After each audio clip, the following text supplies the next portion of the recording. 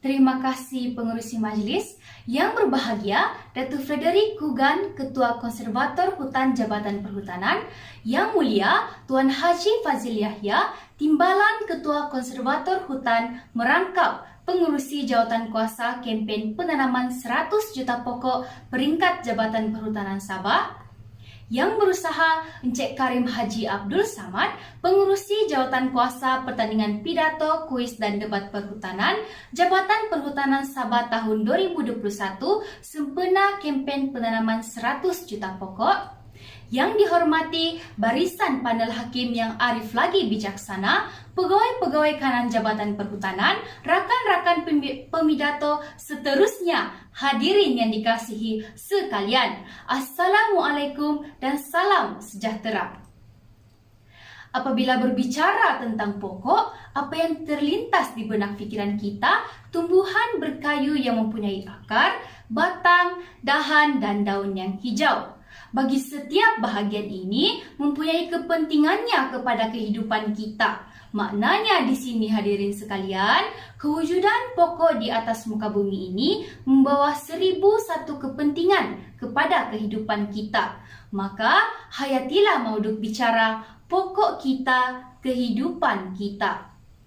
Pokok kita merujuk kepada khazanah hutan yang ada di bumi kita. Manakala kehidupan kita pula bermaksud manfaat yang kita peroleh daripada pokok-pokok di sekeliling kita.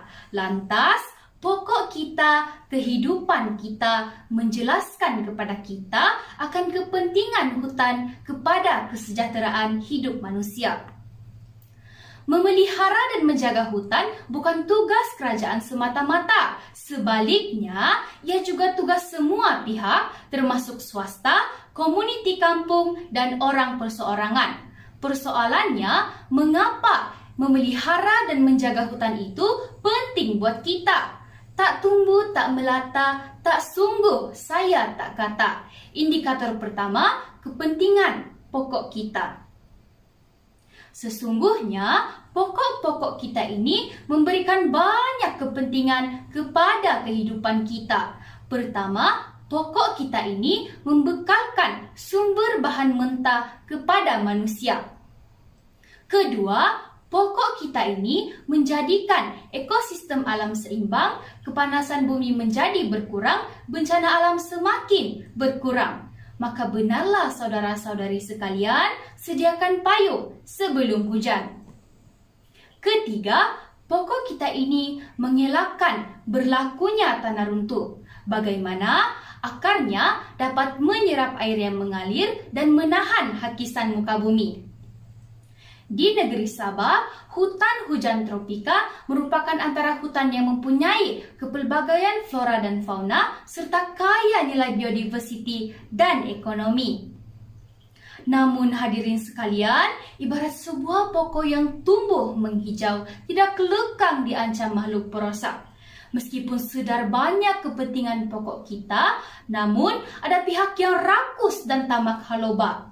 Indikator kedua, cabaran kepada pokok kita. Isu seperti penyahutanan, pencerobohan dan penorokan haram, pembakaran hutan, penebangan, eksploitasi tanpa kawalan dan pencemaran alam sekitar saban hari semakin banyak dilaporkan. Di negara kita contohnya, hutan hujan tropika mempunyai kepelbagaian biologi yang tinggi. Namun, ia juga mempunyai ekosistem yang rapuh dan amat sukar untuk dipulihkan jika ekosistem hutan ini diganggu secara berterusan. Lantaran itu, hadirin budiman, apa tindakan yang diambil oleh Jabatan Perhutanan dalam mendepani cabaran ini? Sudah tentu, satu pelan tindakan yang strategik disusun, walau bagaimana sukar dan payah sekalipun, pelakunya tidak akan terlepas dan terampun.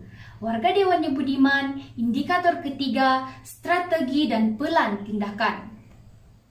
Sesungguhnya, Jabatan Perhutanan Sabah ditubuhkan pada tahun 1914 dengan misi utamanya untuk merancang dan melaksanakan pengurusan sumber hutan negeri dengan berkesan dan cekap, selaras dengan prinsip-prinsip pengurusan hutan mampan. Maka, Tindakan pertama, penguatkuasaan undang-undang hutan dengan 3 proses utama, iaitu serbuan, siasatan, dan proses pendakwaan untuk sabit kesalahan.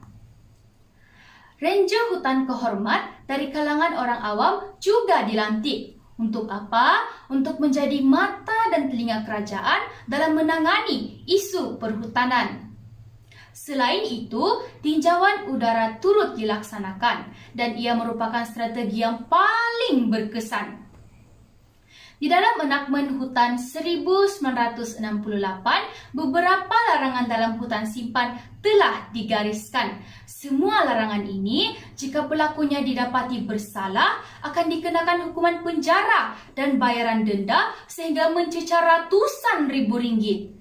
Kenapa? Kerana inilah buktinya Jabatan Perhutanan Sabah benar-benar serius dalam menjaga pokok-pokok kita.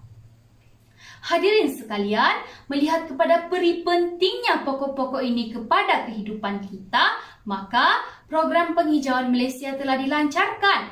Kempen penanaman 100 juta pokok sedang dilaksanakan. Usaha pengurusan hutan terus berkekalan.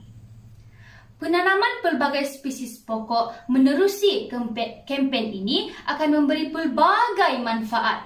Antaranya, pendapatan dari sektor ekopelancongan dapat dipertingkat, industri berasaskan kayu dapat dipergiat, kemudahan infrastruktur menjadi bermanfaat, peluang pekerja dibuka dan taraf hidup rakyat semakin meningkat. Kesimpulannya, hadirin sekalian, kebat sekebat erat, melangkah selangkah sampai, berkata sepatah sedang. Apa guna kemenyan sebesar lutut jika hanya disimpan dan tidak dibakar?